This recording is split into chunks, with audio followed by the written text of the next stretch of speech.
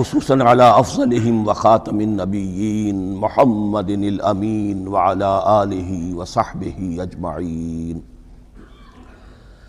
اما بعد فاعوذ باللہ من الشیطان الرجیم بسم اللہ الرحمن الرحیم وَهُوَ الَّذِي أَنشَأَ جَنَّاتٍ مَعْرُوشَاتٍ، وہی ہے اللہ جس نے کہ اٹھائے باغات معروشات وغیرہ معروشات، وہ باغ بھی ہوتے ہیں وہ بیلیں جیسے انگور کی ہوتی ہیں، ٹٹیوں پر اٹھانا پڑتا ہے، ان کو سہارا دینا پڑتا ہے، خود ان کے اندر تنا اوپر جانے کا اس کی فطرت میں نہیں ہے۔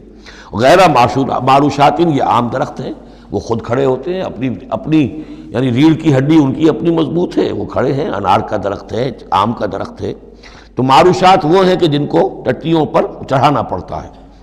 والنخلا، اور کھجور کے درخت، والزرع، اور کھیتی، مختلفاً اکلہ، جس کے کہ ذائقے بڑے بڑے مختلف ہیں۔ والزیتون، اور زیتون، والرمان، اور انار، متشابہاً وغیرہ متشابہ، ایک دوسرے سے ملتے جلتے بھی ہیں اور یہ کہ ذرا ایک دوسرے سے مختلف بھی ہیں۔ جیسے سٹرس فیملی ہے، اب ایک ہی خاندان ہے، اب اس میں کنو بھی ہے، اس میں فروٹر بھی ہے، اور اس میں وہ مالٹا بھی ہے، اور ساری چیزیں جو ہے لیکن ملتے جلتے بھی ہیں، مختلف بھی ہیں، فیملی ایک ہی ہے۔ کلوا من ثمرہ اذا اثمر، کھایا کرو اس کے پھلوں میں سے جب کہ وہ پھل دیں۔ وآتوا حقہ یوم حصادہ، اور اس کا حق دے دیا کرو جس دن کہ تم پھل اتارو، یعنی اس میں سے بھی زکوٰۃ ہے۔ جیسے عشر ہے زمین کی پیداوار میں سے، ایسے ہی پھلوں کے اندر بھی زکوٰۃ ہے، تو اللہ تعالیٰ کا حق نکال دیا کرو۔ آتوا حقہ، ادا کر دیا کرو اس کا حق جس دن کہ وہ پھل اتارو۔ لا تسرفوا، اور اس میں حد سے بیجا خرچ نہ کرو۔ انہ لا یحب المسرفین، اللہ تعالیٰ کو بیجا خرچ کرنے والے پسند نہیں ہیں۔ ومن الانعام حمولۃ وفرشا، اور چوپایوں میں سے اس نے ایسے بھی بنائے ہیں کہ جن کے اوپر تم بار برداری کا کام لیتے ہو۔ ظاہر بات ہے بار برداری انہی کی ہو سکتی ہے جو ذرا اونچے ہوتے ہیں، اب گھوڑا ہے یا خچر ہے، اونٹ ہے، یہ حمولتاً ہے، یہ ذرا اونچے ہیں اور ان کے اوپر جو ہے آپ ان کی پیٹھوں کے اوپر بوجھ لاد کر لے جاتے ہیں، حمولتاً۔ وفرشا، کچھ ایسے جو بالکل زمین سے لگے ہوئے ہیں، اب ان کے اوپر کیا آپ نے لادنا ہے، بکری پہ کیا لاد دیں گے آپ، اور اسی طریقے سے چھوٹی چھوٹی جو چیزیں ہیں۔ کلوا مما رزقکم اللہ، یہ اللہ نے پیدا کیے ہیں، حمولہ بھی اور فرشا بھی، کھاؤ اس میں سے جو اللہ نے تمہیں رزق دیا ہے۔ ولا تتبعوا خطوات الشیطان، اور شیطان کے نقش قدم کی پیروی نہ کرو۔ انہ لکم عدو مبین، یقیناً وہ تمہارا کھلا دشمن ہے۔ ثمانیۃ ازواج، اب یہ بات کہی جا رہی ہے جو انہوں نے کہا تھا کہ یہ جو حیوانات ہیں ان کے پیٹوں میں جو بچہ ہے وہ اگر زندہ ہو گیا، ولادت ہو گئی تو صرف مرد کھائیں گے، عورتیں نہیں کھائیں گے۔ ہاں اگر مردار پیدا ہوا، مر گیا دوران ولادت ہی، تو پھر اس میں عورتیں بھی اور مرد بھی شریک ہو سکیں گے۔ اب اس کا جواب دیا جا رہا ہے ثمانیۃ ازواج، یہ 8 قسم کے چوپائے ہیں جو تمہارے ہاں عام طور پر موجود ہیں۔ من الضأن اثنین، بھیڑ میں سے 2 نر اور مادہ، ومن المعز اثنین، بکری میں سے 2 بکرا اور بکری۔ قل الذکرین حرم ام الانثیین، آپ ان سے پوچھئے کہ اللہ نے کن کو حرام کیا ہے، مذکروں کو حرام کیا ہے یا مؤنثوں کو حرام کیا ہے؟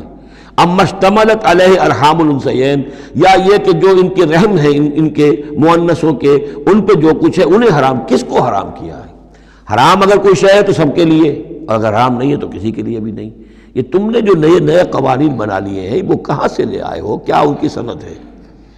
نبئونی بعلم ان کنتم صادقین، مجھے بتاؤ کسی سند کے ساتھ، کسی حوالے سے اگر تم سچے ہو۔ ومن الابل اثنین، اسی طرح اونٹ میں سے بھی 2 ہیں نر اور مادہ۔ ومن البقر اثنین، گائے میں سے بھی 2 ہیں، ان میں بھی 2 ہیں۔ قل الذکرین حرم ام الانثیین، پوچھئے پھر ان سے ان دونوں نروں کو حرام کیا یا دونوں ماداؤں کو حرام کیا ہے؟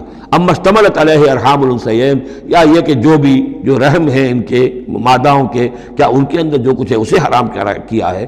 ام کنتم شہداء اذ وصاکم اللہ بہذا، کیا تم موجود تھے جب اللہ نے تمہیں یہ قوانین دیے اور یہ نصیحتیں کی اور یہ ہدایات دی؟ فمن اظلم ممن افتری علی اللہ کذبا، تو اس سے بڑھ کر ظالم کون ہوگا جو اللہ پر افترا کرے، جھوٹ جڑ کر اللہ کی طرف منسوب کرے۔ لیضل الناس بغیر علم، تاکہ گمراہ کرے وہ لوگوں کو بغیر کسی علم اور تحقیق کے۔ ان اللہ لا یہدی القوم الظالمین، یقیناً اللہ ایسے ظالموں کو راہیاب نہیں کرے گا۔ قل لا اجد فیما اوحی الی محرما علی طاعم، اب وہ پھر وہی قانون جو ہے، جو اصل چیزیں تھیں عرب میں کھانے پینے کے لیے، جو گوشت جن کا جانوروں کو کھایا جاتا تھا، ان میں سے کن چیزوں کو حرام کیا ہے، یہاں پھر اس کو دہرایا جا رہا ہے۔ قل لا اجد فیما اوحی الی محرما علی طاعم یطعمہ، کہہ دیجئے میں تو نہیں پاتا اس شے میں جو میری طرف وحی کی گئی ہے، یعنی جو قرآن میری طرف وحی کیا گیا ہے، جو شریعت میری جانب وحی کی گئی ہے، میں اس میں نہیں پاتا کہ کوئی اور شے ہو کسی کھانے والے پر حرام، محرم علی طاعم کھانے والے پر، یطعمہ جو اسے کھاتا ہو، سوائے کس کے؟ الا ان یکون میتۃ، سوائے اس کے کہ مردار ہو۔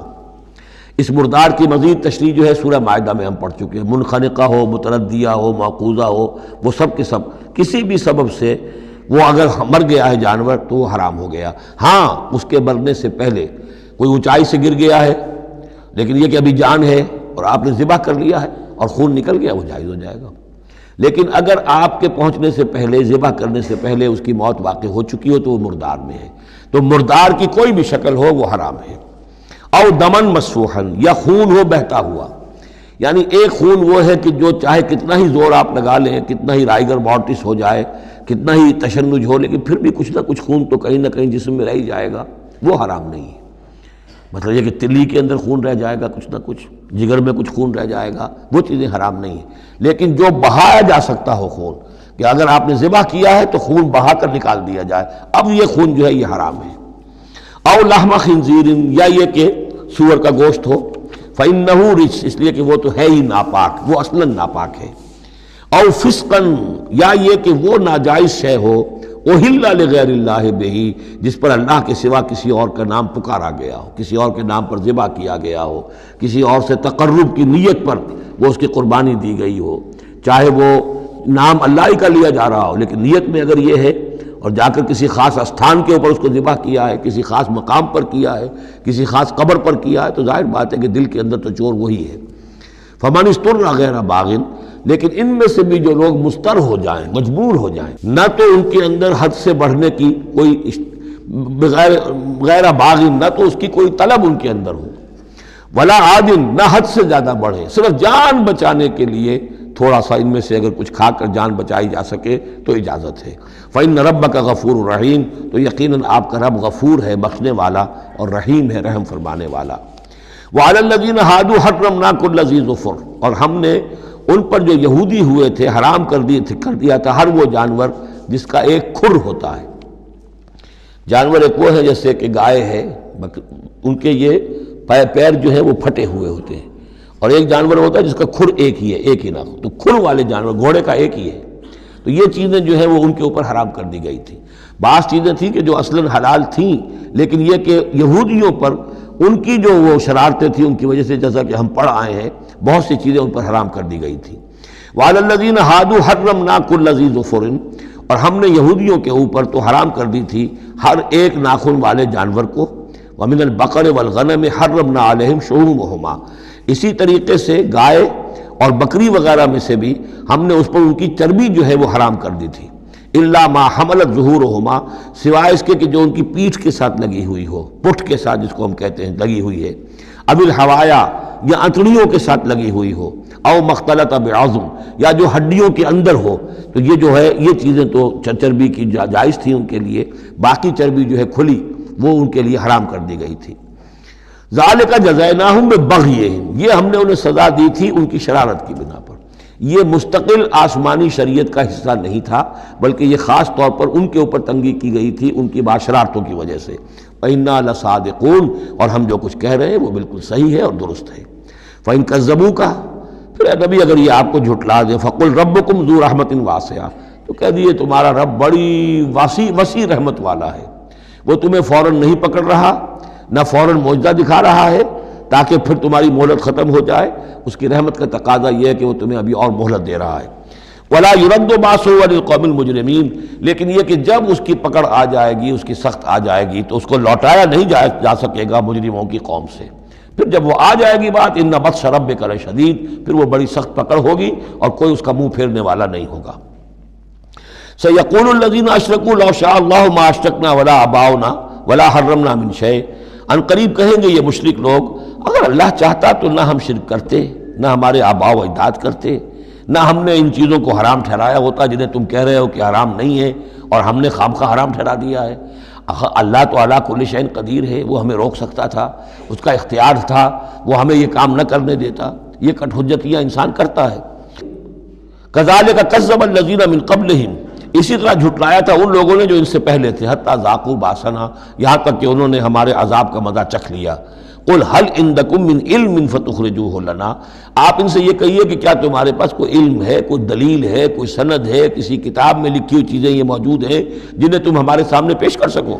ان تتبعون الا الظن وان انتم الا تخرصون، تم تو صرف پیروی کر رہے ہو ظن کی اور اٹکل پچوں کی باتیں کر رہے ہو، تو اب تم سے اب کیا بات کریں؟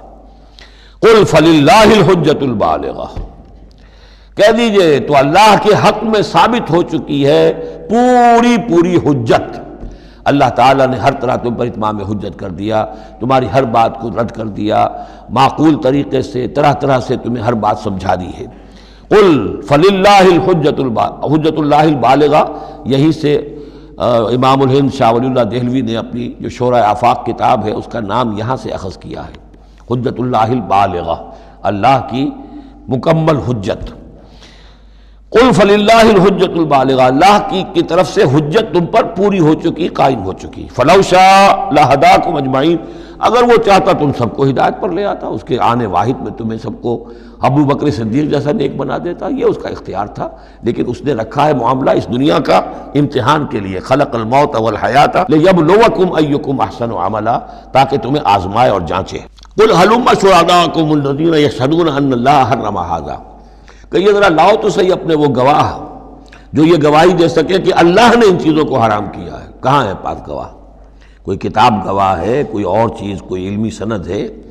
فَإِن شَهِدُوا فَلَا تَشْهَدْ مَعَهُمْ، اے نبی پھر اگر یہ کٹ حجتی پر اتر کر کہیں کہ ہاں ہم گواہی دیتے ہیں، آپ ان کے ساتھ گواہی مت دیجئے۔ وَلَا تَتَّبِعْ أَهْوَاءَ الَّذِينَ كَذَّبُوا بِآيَاتِنَا، مت پیروی کیجئے ان لوگوں کی خواہشات کی جنہوں نے ہماری آیات کو جھٹلا دیا ہے۔